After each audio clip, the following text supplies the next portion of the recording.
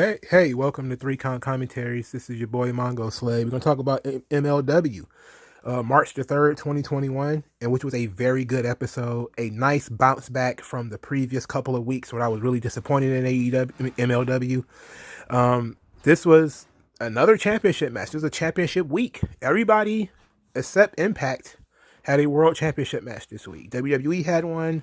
AEW is going to have one on Sunday. MLW had one. Ring of Honor had one.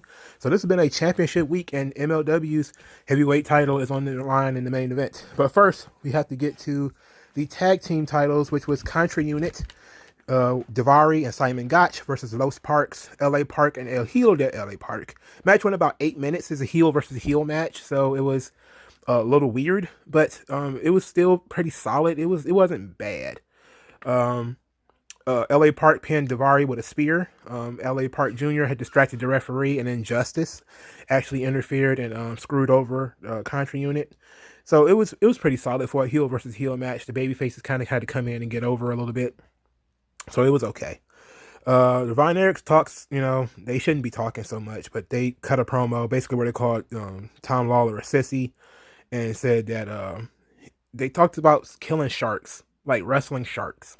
I continue to be quite honest. I don't remember that much about it. I was just sitting here like I wrote down hammerhead sharks. They talked about hammerhead sharks, and it obviously made no sense because I don't even understand how we got to hammerhead sharks before they started talking about hammerhead sharks. It made no sense anyway. Coupled with that was a later promo from Tom Lawler, who said that MLW has been protecting the Von Erichs. And the Von Erichs that ruined Filthy Island, they're the reason it failed. And that, the Von Erichs and ACH need to fight his boys. Violence is forever. They've been running from them. But he wants to see which one of them has whether the Von Erichs or ACH have the nerve to fight Kevin Koo. So I guess that's the next step is Kevin Koo versus one of these three guys. It's probably going to be ACH. Okay. The second match was Mike Barrow versus Dugan. Mike Barrow Mike Parrow, I'm sorry, Parrow. He's a big dude. He's like an offensive lineman. He's a big guy. So he's not like fat. He's just like solid, like a really big, thick, solid guy. Says he wants to be the greatest heavyweight of all time. Beat this Dugan guy pretty quick, like a minute, 2 minutes maybe. And he beat him with like the Batista bomb, which you call the murder bomb. It was a short and sweet as one of these matches should be when you're trying to get over the heavyweights. And during this match, the MLW basically put over their heavyweight division. And it really hadn't struck me until they said it, but they do have a lot of really good heavyweight talent. They got Tankman, Calvin Tankman, who was on this show a little bit later. This Mike Pearl seems to be pretty cool. They got Hammerstone, they got Mil Muertes, they got Jacob Fatu. They got a pretty stacked heavyweight division. And they're not booking them like shit. I mean, they're cutting some corners, like with the Hammerstone Mads Kruger thing, where they didn't want to get a clean finish, and they still haven't gotten a clean finish from that feud. They've been cutting some corners in order to protect these guys, like Mil Muertes and Savio Vega in the dark, fiddle fucking around in the middle of the night. I mean, they've been cutting some corners, but when it comes to like the in ring stuff, they've really been letting these guys do their thing, and they've been stepping it up. So it's been pretty good. So Mike Parrow says that he was disgusted by Mil Muertes and what Mil Muertes did to Savio Vega, and therefore he wants to fight Mil Muertes. And I was like, okay, I like that. Okay, let's get it done. Mil Muertes needs a challenge. This Mike Parrow dude is pretty big. If nothing, it is a good visual match. Like I'm not that familiar with Mike Parrow, but visually he's a big dude. So it would be impressive for Mil Muertes to beat him. So that would be cool. So Buku Dao cut a promo. He shouldn't be talking because he can't talk. But he basically says, ever since I was a teenager, I wanted to be like TJP. And I was like, what the fuck? TJP is like 36. Like if this was the NBA or something like that, I can understand saying that. But is Buku Dao like 20? Like that's the only way for you to be like, I look up to TJP. TJP's not even 40. Like I think we need to rein this in a little bit. Like you talk like TJP is Kurt Angle or something. Like no, he's TJP. Anyway, he says that TJP was a champion around the globe in different countries. That's what he wanted to do, and now he's challenging TJP because TJP is a bully. And whenever you're a grown man and you say you're being bullied, it's not cool. It's not fun. It's not funny. It sucks. But Bukudao was very small, so I guess we have to suffer through it. Gino Medina cut a promo on Gringo Loco, who says that Gringo Loco is ripping off his family and ripping off Lucha Libre culture because apparently Gino Medina's dad used to be on a trios team called Los Gringos Locos. It's that, now that Gringo Loco is ripping off Lucha Libre because he's not a real luchador, and he's gonna show him, gonna expose him. Let's put it like that. Gino Medina, I believe, was trained by Booker T, or he was in the Reality of Wrestling. I'm not sure. Hopefully, I'm right about this. So I know I seen him at the Dynasty when he was with the Dynasty in 2019. But I didn't really see anything like star making out of this guy. And plus, this thing with Gringo Loco is from like several weeks ago. I'm talking like 4 or 5 weeks ago, and it was so unimportant. They really didn't even go through it. It was like the first time they mentioned it in a long time. The next match, the third match, was Laredo Kid versus Calvin Tankman.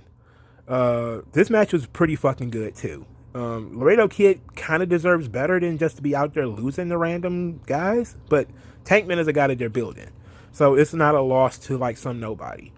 But this match is pretty good. Tankman's new thing is like he really gives like really good shoulder tackles. It's like a pounce, kind of like what they're doing with Keith Lee in WWE. But he did like a flying shoulder tackle in this match that made Laredo Kid look like he's getting knocked like a home run bat. Like he got swung into the third row or some shit. It was pretty fucking sweet. Laredo Kid, most of his success came from off the top rope, cross bodies, drop kicks, flying forearms. It was a pretty fucking solid match, and it wasn't long. It's like 7 minutes, maybe. It was very competitive. 7 minutes, pretty good. And Calvin Tankman wins with the Tankman driver.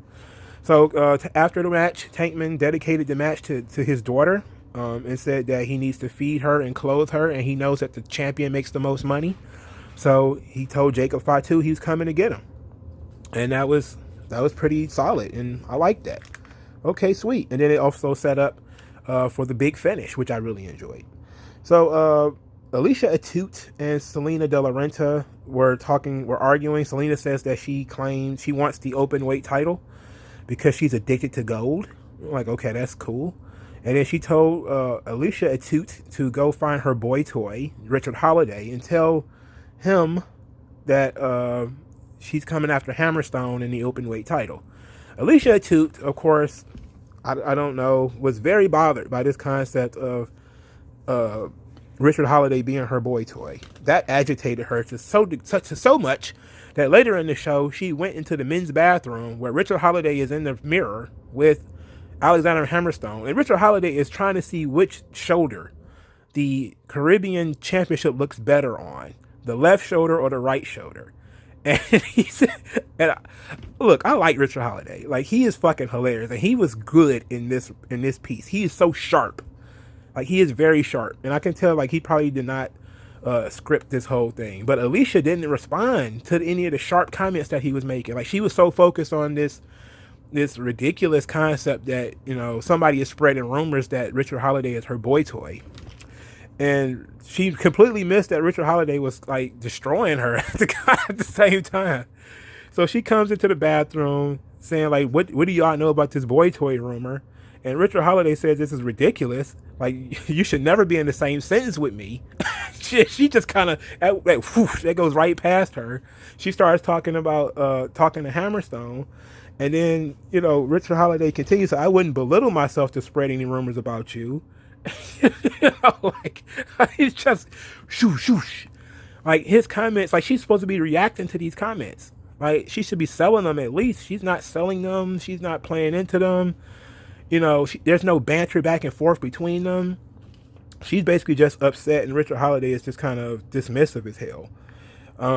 But Hammerstone said that, he understands what Selena wants. Selena wants the title, but he says that, they're the dynasty, and that he and Richard Holiday are not afraid of Selena's stable of old plus-size luchadors. And then he said he's willing to take up the challenge.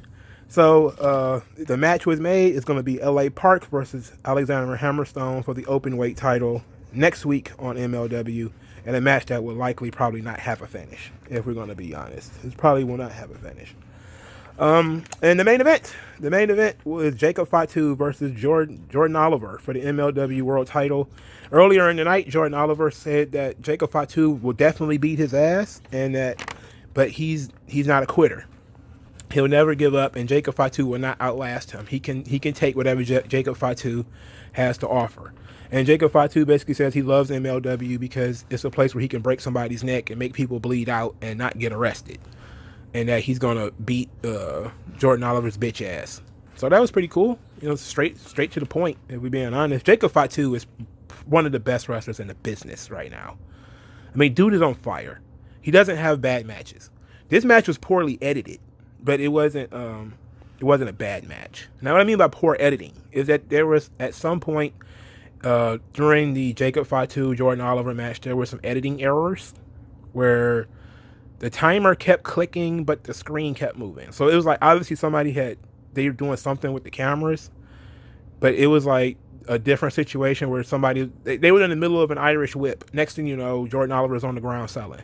You're like, what happened? Obviously they probably shaved some time out of the match, but kept the ticker keep going.